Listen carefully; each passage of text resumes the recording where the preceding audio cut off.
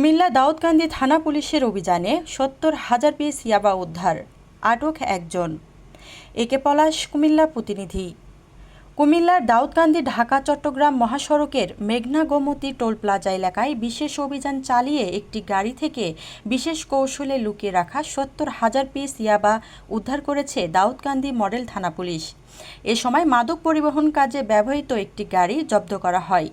শুক্রবার ২৪শে জুলাই দুপুরে উপজেলার ঢাকা চট্টগ্রাম মহাসড়কের মেঘনা গোমতী টোল প্লাজায় তাকে আটক করে। আটককৃত আসামি মোহাম্মদ রুবেল ঢাকা মোহাম্মদপুর জেনেভা ক্যাম্প এলাকার আইয়ুব আলীর ছেলে। থানা পুলিশ সূত্রে জানা যায়, গোপন সংবাদের ভিত্তিতে শুক্রবার দুপুরে উপজেলার ঢাকা চট্টগ্রাম মহাসড়কের মেঘনা গোমতী টোল প্লাজা এলাকায় বিশেষ অভিযান পরিচালনা করে দাউদকান্দি মডেল থানা পুলিশ। অভিযানের সময় সন্দেহভাজন একটি গাড়িতে তল্লাশি চালিয়ে বিশেষ কায়দায় লুকিয়ে রাখা ৭০,০০০ পিস ইয়াবা উদ্ধার করা হয়। উদ্ধার হওয়া ইয়াবার আনুমানিক বাজার মূল্য কয়েক কোটি টাকা বলে জানিয়েছে পুলিশ।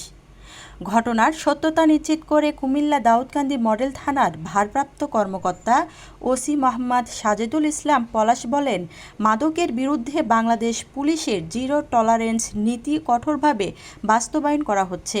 উদ্ধার হওয়া ইয়াবা জব্দ করা হয়েছে এবং এ ঘটনায় জড়িতদের বিরুদ্ধে মাদকদ্রব্য নিয়ন্ত্রণ আইনে মামলা প্রক্রিয়াধীন। তাদের গ্রেপ্তারে পুলিশের অভিযান অব্যাহত রয়েছে। ঘটনার সঙ্গে তার সম্পৃক্ততা সহ সংশ্লিষ্ট সকল বিষয় তদন্ত করে দেখা হচ্ছে। মাদক নির্মূলে নিয়মিত অভিযান অব্যাহত থাকবে এবং মাদক কারবারিদের বিরুদ্ধে কঠোর আইনগত ব্যবস্থা গ্রহণ করা হবে। কোনো অপরাধীকে ছাড় দেওয়া হবে না বলে তিনি জানান।